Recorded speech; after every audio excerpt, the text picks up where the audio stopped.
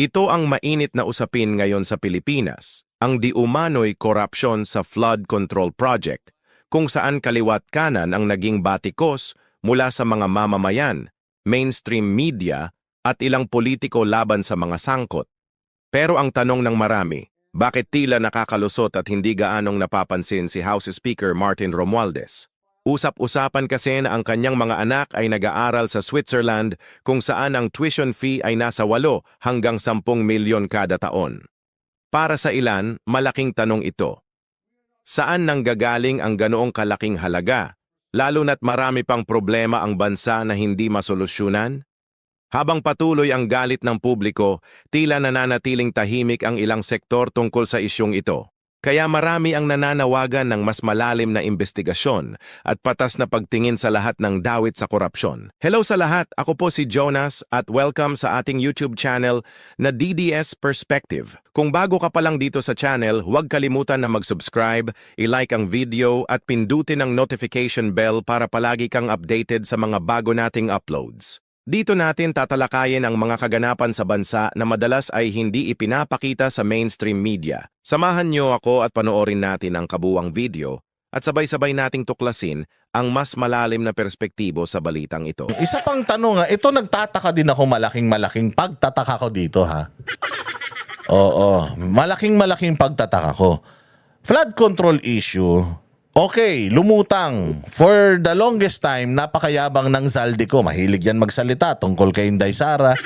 Mahilig magsalita tungkol sa corruption. Pero ngayon, nawawala na.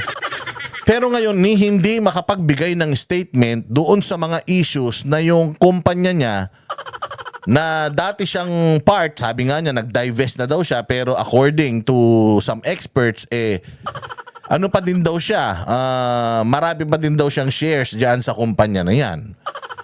Bakit ngayon na yung issue patungkol na sa'yo, hindi ka na makapagbitaw ng salita, lalo na nung nalaman na bilyong-bilyong pera ng taong bayan ang napunta dyan sa kumpanya mo sa mga proyekto na di umano palpak naman.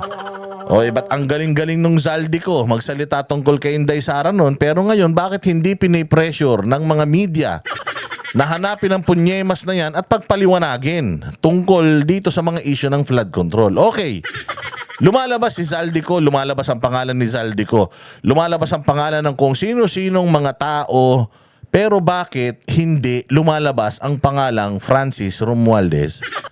Francis ba yan? Oh, ano pala? Ferdinand Romualdez. Ano ba itong pangalan nito? Oo, nitong Romualdez na Speaker Romualdez, bakit hindi lumalabas yung mga pangalan niya patungkol dito sa flood control?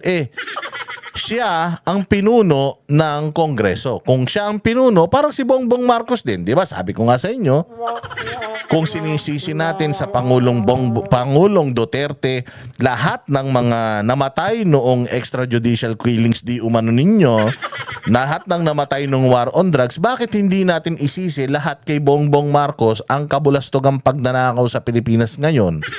Mula 2022 hanggang ngayon.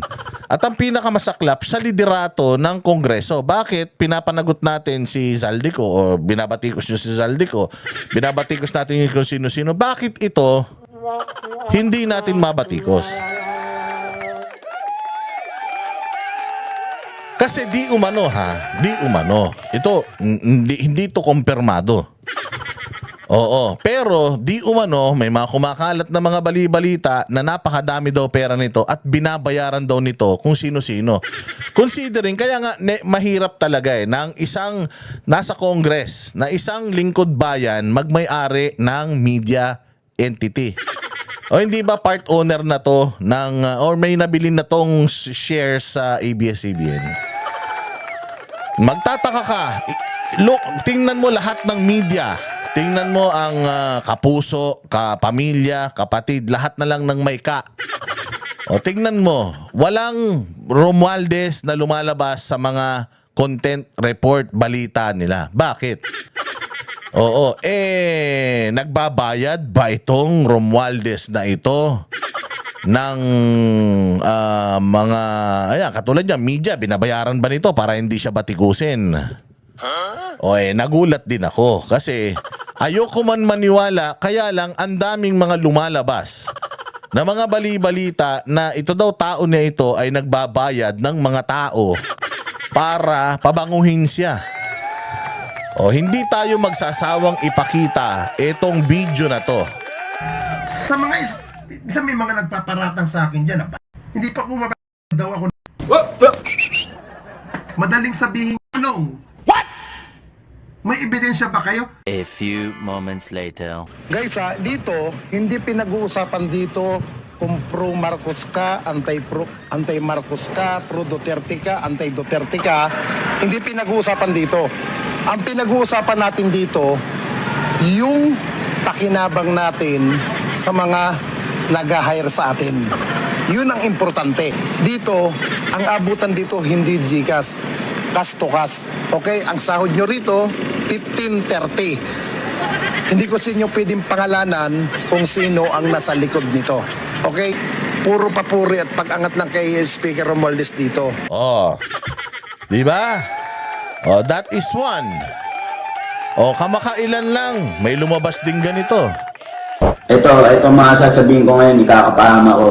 Pag ako namatay, Romualdez, siya may kasalanan nito. Ha? Yung tatakbong Pangulo ng 2028, huwag niyong iboto yan. Ayan, sasabihin ko na lahat. Ang galamay niya, sila Erwin Tulfo, Toyo, Rendon, Nico David, Makagago, at iba pang mga tao. Ha? Nasa flip top yung iba vlogger, yung iba mga kilalang tao. Ayan, sinasabi ko na ngayon to kahit ikapahama ko pa to kasi wala na rin eh. Ipapahamak na rin ako ng isang to dahil bayaran na rin siya. Sa bagay, malaki mag-offer rin tao eh. Eh yun yung kaban ng bayan na pera na ginagamit sa mga influencer para protektahan ng pangkokorap. Oh, di ba? Oh. Ginagamit sa mga influencer para protektahan yung pangkokorap, yung pera daw ng taong bayan. According dito sa mga narinig nyo na yan, nakita nyo na yan. Kaya magtataka ka, bakit hindi lumulutang ang pangalan nito? Oh, kasapakat ba ang mainstream media? Nabayaran ba sila nitong mamang ito? Kaya hindi lumalabas yung pangalan nito, lalong-lalo na mainit ang taong bayan saan? Sa flood control projects, sa ghost projects, sa mga kontraktor ng mga hayop. Tapos may mga tinuturong mga congressman, magtataka ka, sino ba ang pinuno ng congressman na yan? Sino ba ang gumagawa o pumipirma ng mga budget na yan? Sino ang naglalagay ng mga tao sa mga komite na yan? Diyan sa Kamara. Sino ang nagkukumpas, nagbibigay ng instruction diyan? Hindi ba ito? Ba't hindi natin sinisisi yan?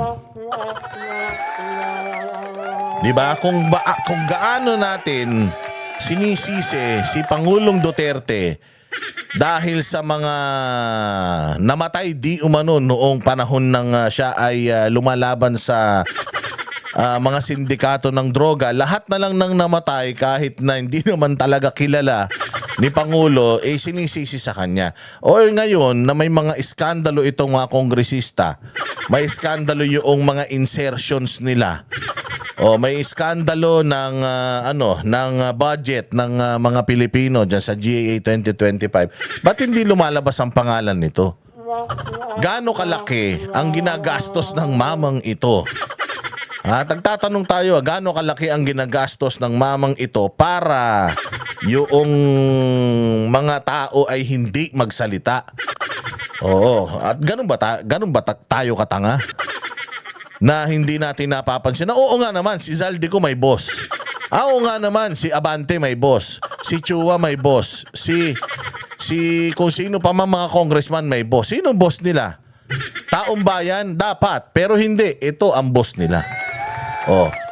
Nasilip ba natin? Nasilip nyo ba? Nasilip nyo ba na biglang-bigla nakaupo etong mag-ina dyan sa party list niya? Saan ka naman? Galit na galit tayo sa political dynasty. Galit na galit kayo sa dynasty ng mga Duterte. Ang ganda-ganda naman ng Davao. Ganda-ganda naman ang pinagagagawa nila sa Davao. Nagagalit kayo sa dynasty ng mga Duterte sa Davao. Pero yung dynasty ng mga hinayupak na to sa Kongreso, mantakin mo, ang layo nung asawa niya naging nanalo. Biglang naging congresswoman ngayon. Congresswoman yung anak, congresswoman yung nanay. Tapos speaker of the house yung tatay. Putang ina niyan. Ano mangyayari sa Pilipinas? Pag mga walang ano ba tawag doon? Mga walang delikadesa ang mga ito eh. So gusto nating maging accountable lahat ng tao, itong mga pangalan na ito at kung sino-sino. Pero dapat itong pamilyan to, lalong-lalo na itong tatay nila, dapat yan talaga ang tanongin at sisihin natin. Kasi malakas ang loob nitong magsasalita eh. Na kesyo ang budget ng mga Pilipino, kailangan ganito, sa mandarambong, ganyan. Marami siyang mga pinagsasabi na ganyan. Pero kung titingnan mo, kung meron dapat sisihin, bakit nagmalabis? Kung meron man mga congressman na nagmalabis sa kanilang diskresyon, kapangyarihan at kinamkam, iniskam ang taong bayan, ang pera ng mga Pilipino, dapat ito dahil ito amo.